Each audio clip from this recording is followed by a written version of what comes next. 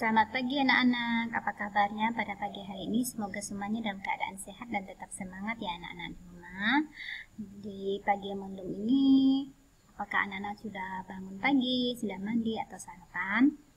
Nah, pasti semuanya sudah bangun pagi ya.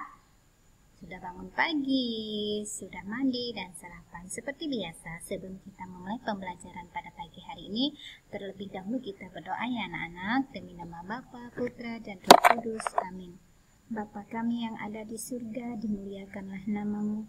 Datanglah kerajaanmu, jadilah kehendakmu di atas bumi seperti di dalam surga. Berilah kami rezeki pada hari ini dan ampunilah kesalahan kami, seperti kami pun mengampuni yang bersalah kepada kami.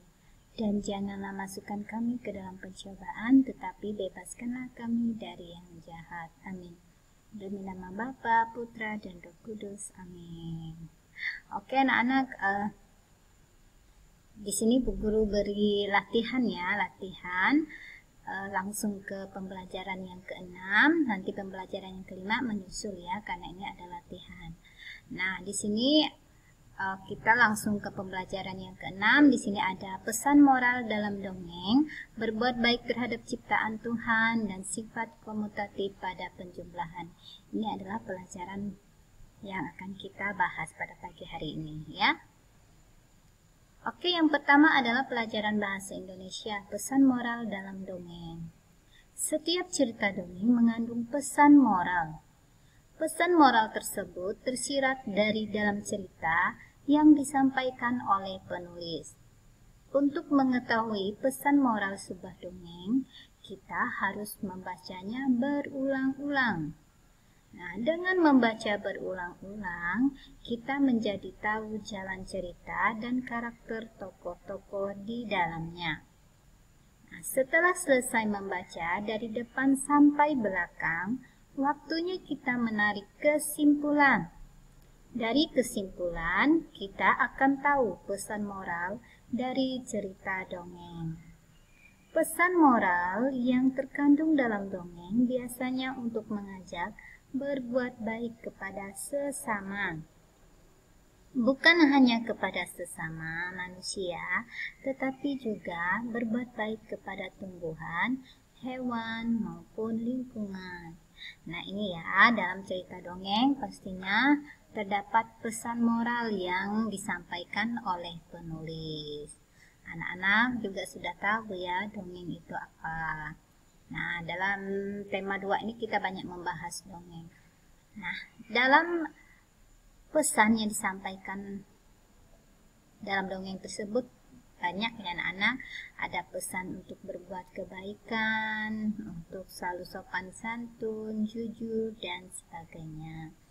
Nah, di sini kita berbuat baik bukan hanya kepada manusia saja, tetapi juga kita harus berbuat baik kepada semua makhluk ciptaan Tuhan. Apa saja makhluk ciptaan Tuhan itu? Makhluk ciptaan Tuhan itu seperti manusia, hewan, dan tumbuh-tumbuhan. Seperti itu ya. Dengan manusia kita tidak boleh berkelahi atau membenci orang.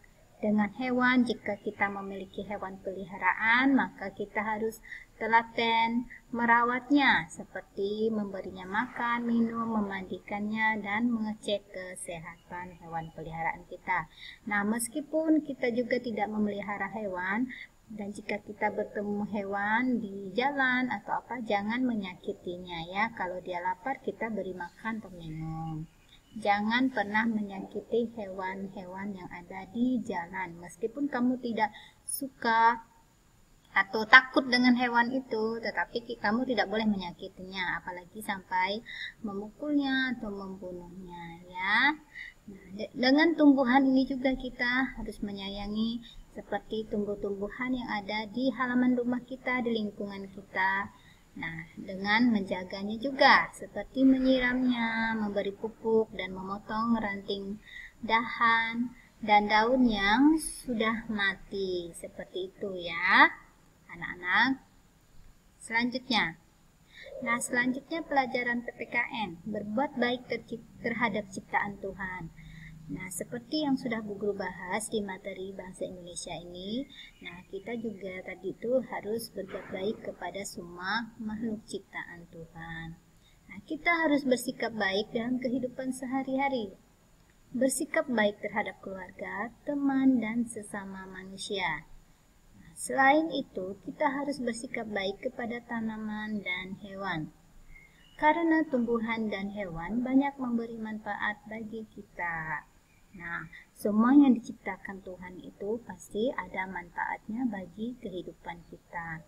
Tidak ada yang merugikan. Nah, seperti tumbuhan, manfaatnya untuk kita itu banyak ya. Tumbuh-tumbuhan memberi kita makanan, air, oksigen.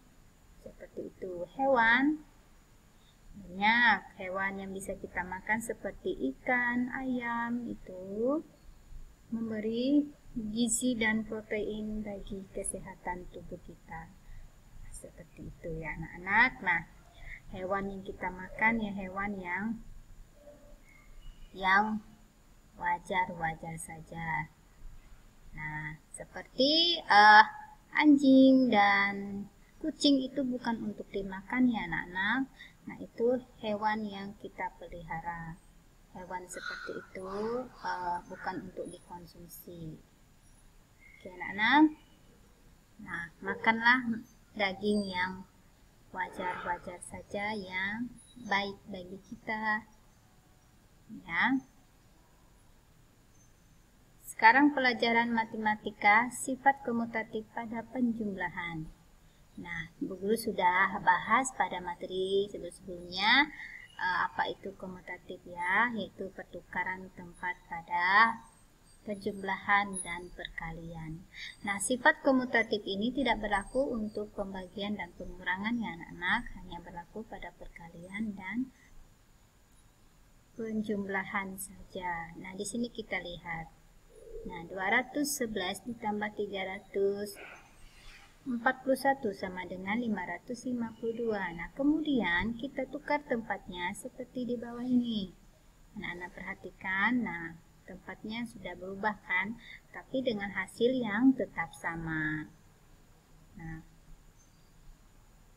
maka sifat komutatif berlaku untuk operasi hitung penjumlahan.